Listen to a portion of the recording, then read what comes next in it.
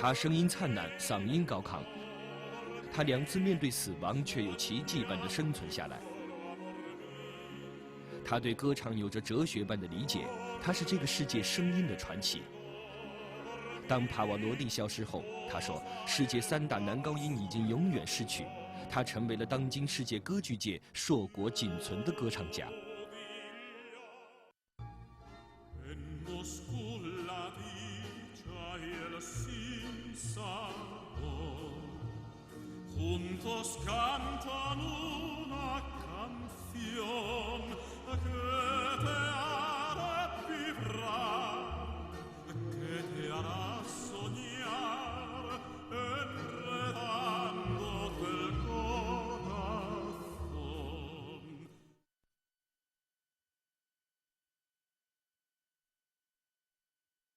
跟这个白血病做过抗争的一位这么样的一个生存者，我觉得他这个人一定是不容易的。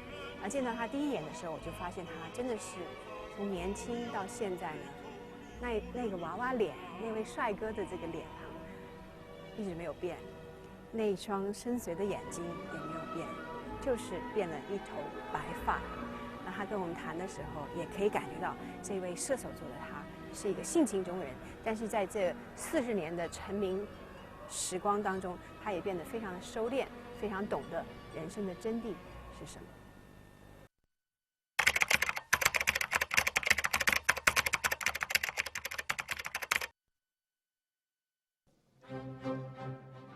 卡雷拉斯10岁时就登台出演歌剧，20岁时已经在国内小有名气，22岁便名誉欧洲。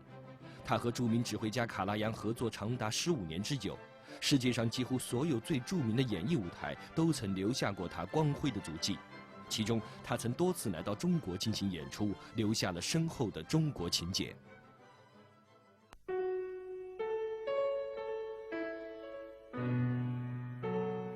Can you tell me about the first time you were in Beijing and what was your anticipation before you came over?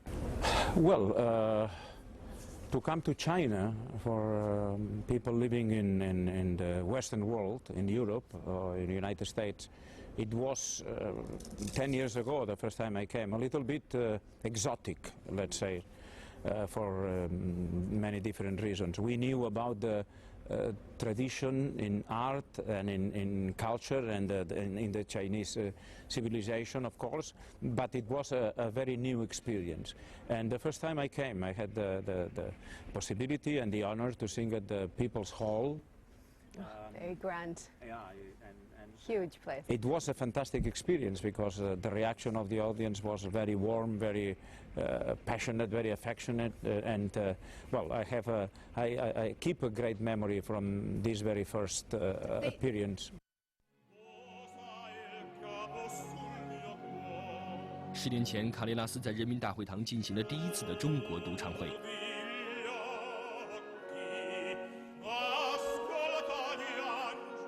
10年后，他再次来到中国，在国家大剧院举办独唱音乐会。这次是他第5次来到中国，也是国家大剧院开张后第1位在这里开个唱的世界级男高音歌唱家。卡雷拉斯准备了近20首歌曲和歌剧选段献给中国人民，同时热情高涨的中国观众也让他兴奋不已。They understood opera. Well, then they could appreciate you as a tenor giving them songs of something culture completely different. Yes, and I have to say that I was somehow a little bit surprised about this knowledge of the Western classic music that the Beijing audience had by then, and with the years that improved a lot. I see more and more people in your country, in your city, interested in the classical music, in the symphonic music, in the operatic music, and I think this is very positive because this gives the people a very strong spiritual way of thinking and facing, sometimes even facing other type of problems that our society Really? way. Of course, of course.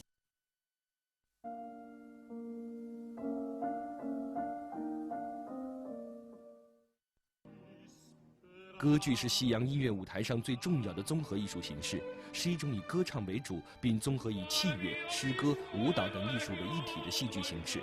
歌剧分有正歌剧、大歌剧、轻歌剧、越剧等类型。中国五四运动以来，在民间音乐的基础上，借鉴西洋歌剧，开始民族新歌剧的创作。白毛女是中国新歌剧成型的标志。卡雷拉斯不但继承了歌剧的文化传承，并且还用自己的表演方式诠释了现代歌剧。但三大男高音也成了几十年来歌剧的代表。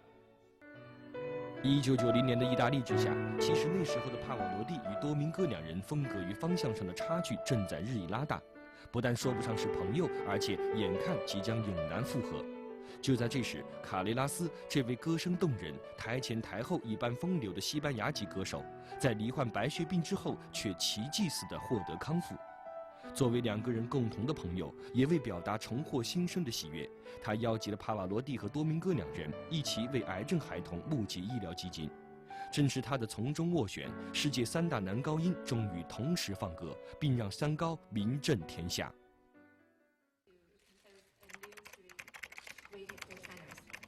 No. The Three Tenors were Luciano Pavarotti, Placido Domingo, and myself. Now we lost Luciano, and the Three Tenors, they will disappear with him as well. So this is no chance at all that we take somebody else and we substitute somebody else. With somebody else we substitute Luciano Pavarotti. Luciano Pavarotti was an artist and a person that had no substitute. Of course, there are in the world wonderful tenors in the new generation, and maybe they have the courage and they have a group of three tenors, but with Placido Domingo and myself, for sure not. I think that would be ethically and morally wrong.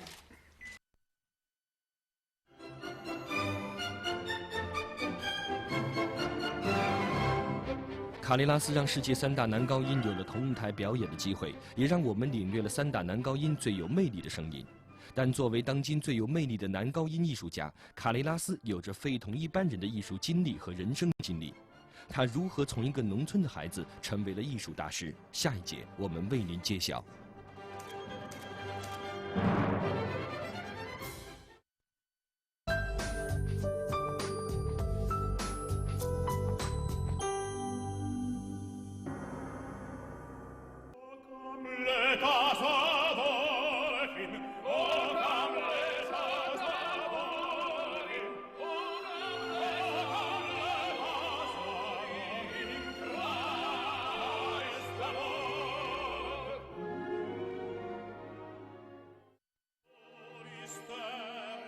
帕瓦罗蒂的突然去世，让卡雷拉斯饱尝了失去他生活的挚友和事业上伙伴的痛苦。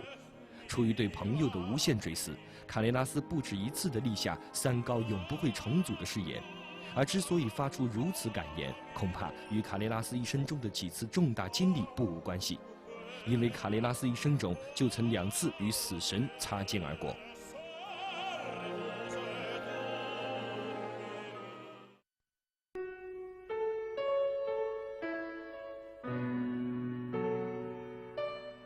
Did they give you any special attention as a child? Because when you were 2 years old, you almost drowned, I read. And your mother saved you. So maybe at that point, did she believe this child is, if someone let me have him back again, he is meant to be somebody, or maybe he is meant to be of something to help many more people. I don't know. Well, I think that was an episode. This happens to in many families, to many kids, and to many mothers, and that is just an episode. And I was lucky enough that she was there in this very first moment. Did you remember it? No, because I was too young to remember anything.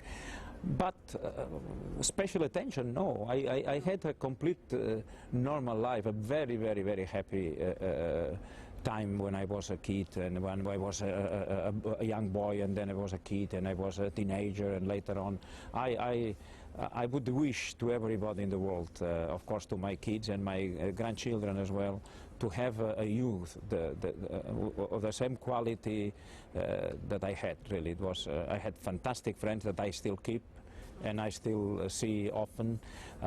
My family, Barcelona. I consider myself a very fortunate person. 卡雷拉斯的童年在工人阶级的区域长大，母亲是发型师，父亲西班牙内战为共和而战，之后由于无法恢复教职，一直以交通警察养家。卡雷拉斯5岁时，全家曾经移民阿根廷，希望讨到更好的生活，但一切并未如愿。不到1年后，全家又辗转回国。幼时的清贫和磨难并没有磨灭卡雷拉斯对美好事物的追求，因为他找到了让他快乐下去的源泉——音乐。 Because when you were growing up, I remember, if I remember correctly, it's not that you were already from a very wealthy family that you could enjoy these privileges. It wasn't something that you had to think about, because your dad wanted you to inherit the chemical plant, right? There was still a very practical side of living then, but he still supported you when you said you wanted to sing. No, very, very much. But our country, Spain, and more specific, my little country, Catalonia, we had always an important tradition in music, in classical music. Barcelona, my hometown, was the only city in Spain to have a regular opera season for more than 100 years.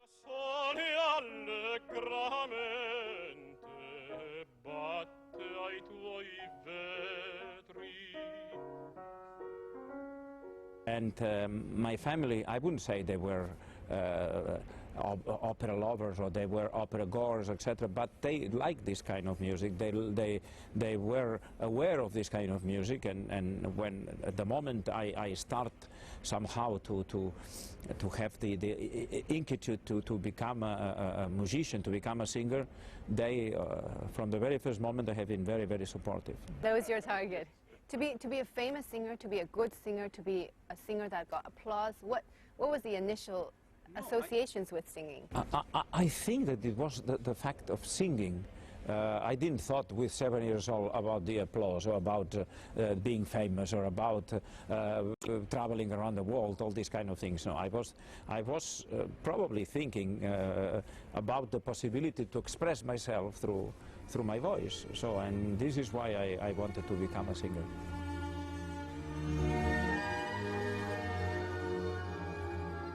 Cuando el sol se esconde al anochecer, nace un poema en Moscú. Es que la ciudad despertando va a la luz de una luz azul.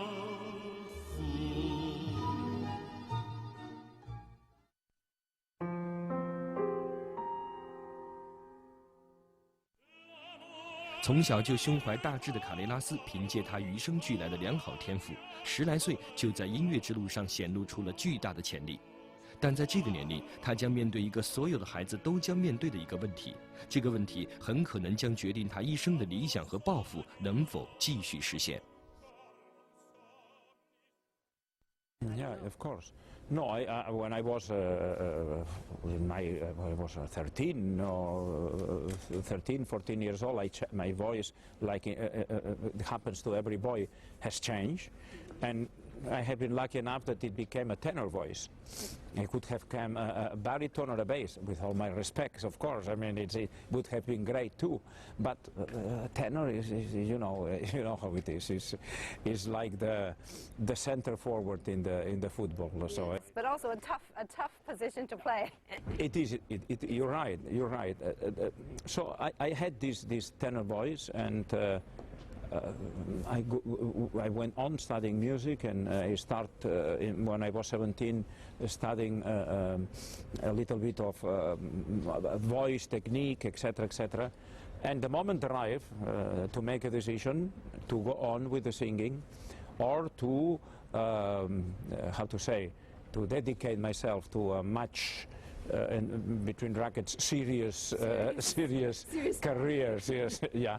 And I started for 1 year to study chemistry at the university in Barcelona. Quite a different thing.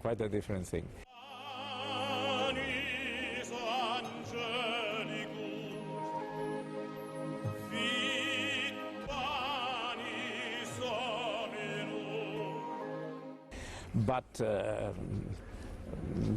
after 1 year, my passion, my vocation for music and for singing was too strong, and I said to my family, look, let's try for a couple of years. If I can develop my voice, I can develop my talent, if any, and let's see. And they have, as I said before, they have been very, very supportive from the very first moment. Well, I felt them always close to me, but not only my parents, also my brother and my sister. I have a brother and sister a bit older than myself. So from the very first moment, they believed in my possibilities, in my voice, in my, as I said, eventual talent, and here we are.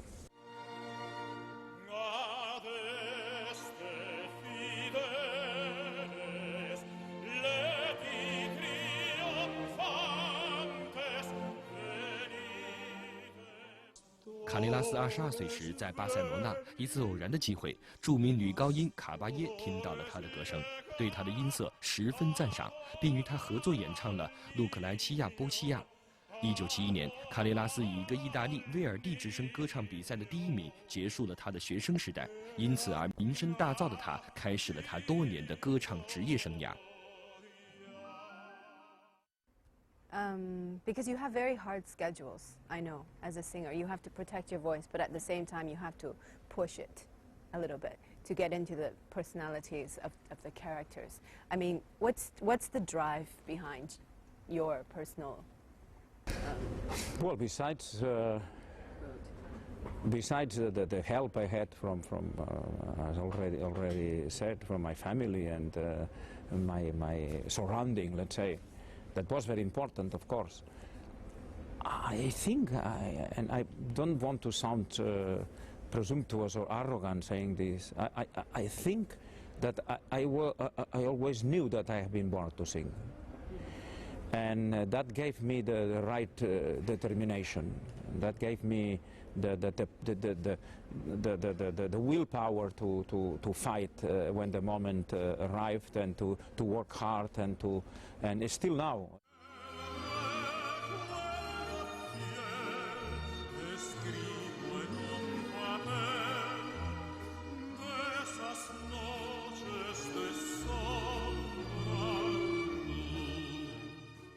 I'm 61 years old, and I still love to go around the world, and still love to be in front of an audience, still love to go on stage. Why? Because it's a passion, it's a vocation, it's but when and where I feel that I'm really myself on stage. But I'm sure, of course, because people like to stick stickers on you, you know, and say, "Oh, he's a legend in his time, he's a star," and there's a lot of talk about stuff that possibly maybe is not really you. As I said, Have you ever get that problem? No, I do not have at all an identity problem, believe me. No. You're very happy being Jose. Yes, exactly. You love being Jose. That for a couple of hours, 2-3 times a week, goes on stage and sings, and there is even more himself. When I'm on stage, I'm really myself, and I'm untouchable there. I know that what I'm doing is the right thing. I'm not talking about doing good or not, singing good or not. I know that I am born for this, and this is between brackets, please, I don't want to sound too arrogant. This is my mission in life. So I'm a very fortunate man, a very privileged person, that I can do this, and I can go on stage, and I can go, and I can communicate with the others. I can express my emotions and my feeling. 天才青年和他曾经面对的遭遇，让卡雷拉斯的歌唱生涯有着哲学般的意义。在他一帆风顺的歌唱生涯里，将要遇到一次无法预料的波折和困难。如果越过这些坎坷，就离他的目标更近了。下一节回来，真正的大师卡雷拉斯。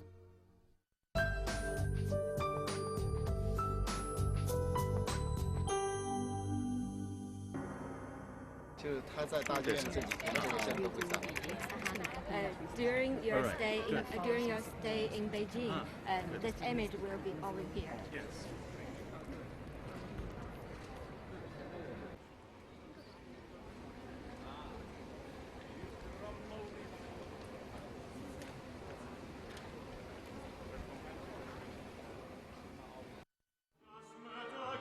年轻的卡雷拉斯所展示出的过人实力与潜力，令全欧洲都为之刮目。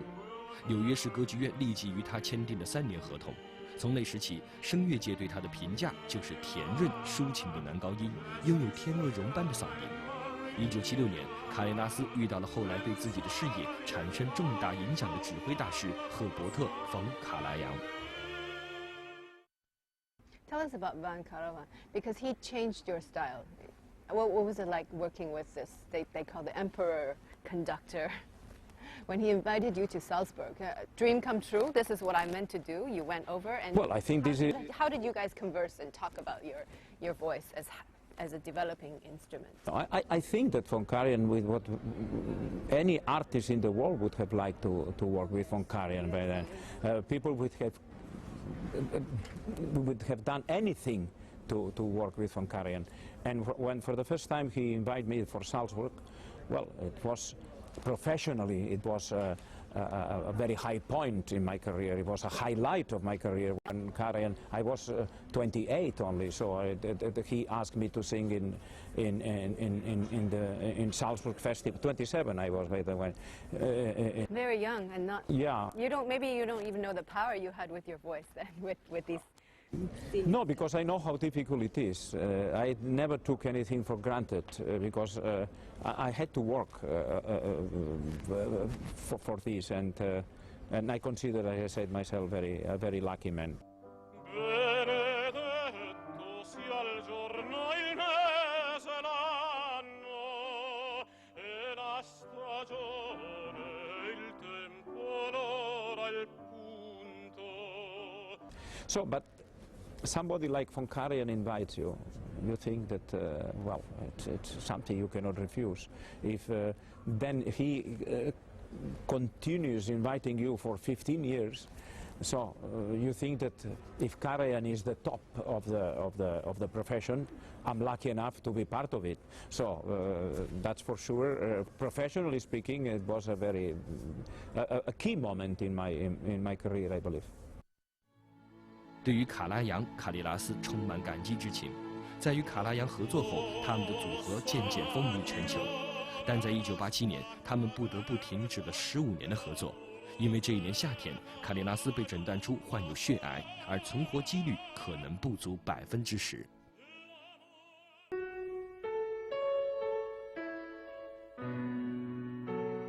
Yeah, I have to, because my life has been separated.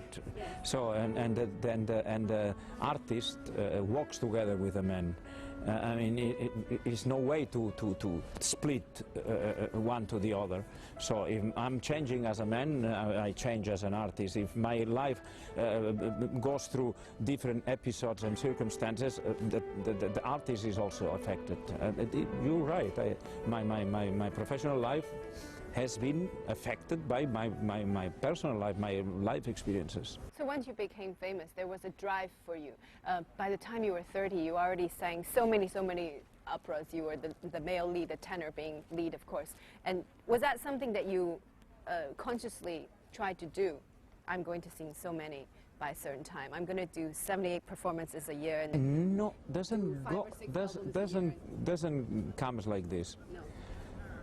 When you are after a very speedy, very fast beginning, as you said, after 3 years of my debut, I was already singing, well, in Vienna, in New York, and in London, etc., etc.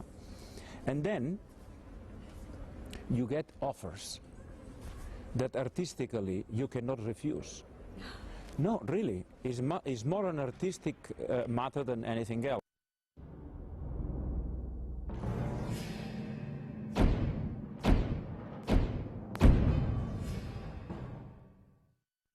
卡雷拉斯本人呢，大家会发现他并不是很高，5尺7寸。那对于一位男高音来说的话，个儿不算是特别高。但是曾经又有媒体访问他说：“那你这样好像，那肚皮又不大，胸腔又不是特别宽广，为什么能唱出那么美妙的歌声？”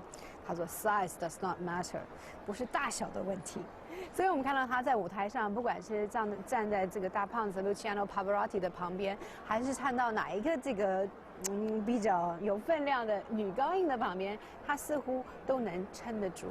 而且他们说3大男高音里面，他的粉丝是最忠诚的，最喜欢他那个甜如蜜的嗓音。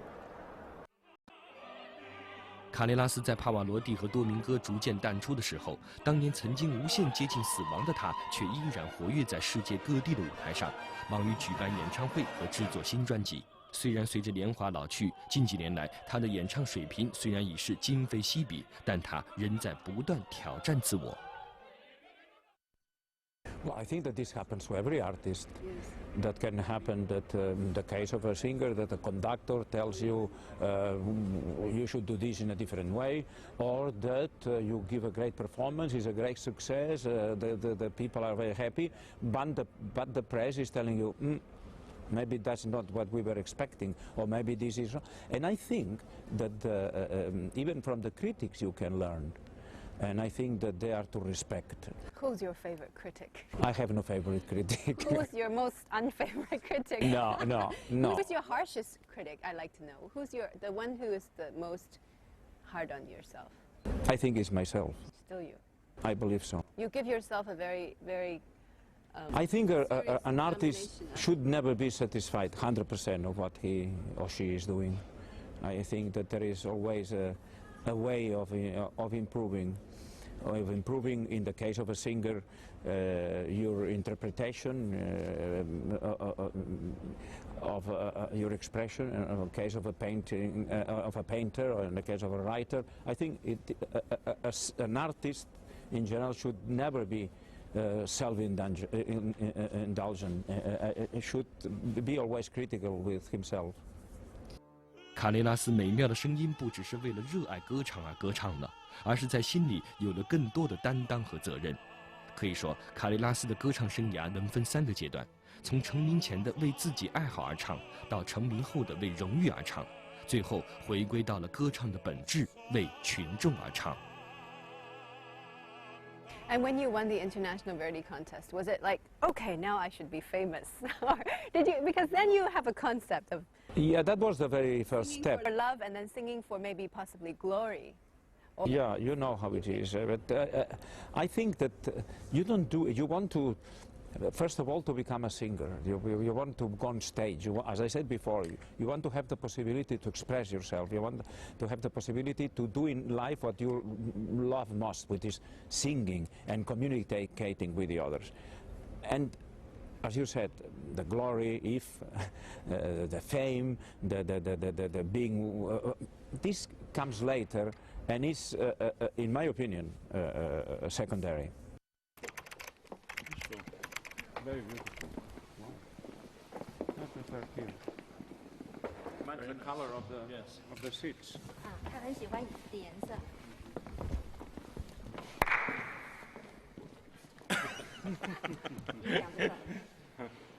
A maestro.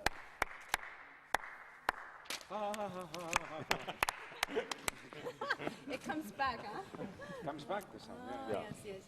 Warm. 在采访卡雷拉斯的过程当中呢，我感觉到这个人呢是非常严谨的，做事情非常的小心，很礼貌。但是呢，在他的那个防卫之后呢，他其实有一个汪洋大海，他会打开让你看一下，再关起来，再打开，再关起来，有点像他演出的时候的那种感觉吧，一种潇洒自如，但是呢，他是非常在他的控制之内的。所以这个人非常有意思。在他这个战胜了病魔之后，当然成为了音乐界更加传奇的一个人物。那新闻周刊，美国的一个 Newsweek 就这么说他 ：“Change is not the voice, but the man。”这病魔之后呢，改变的不是他的声音，声音的音质一样的好，但是改变的、升华的是这个人。希望卡雷拉斯带给我们更多美好的音乐。我们谢谢大家的收看，再会。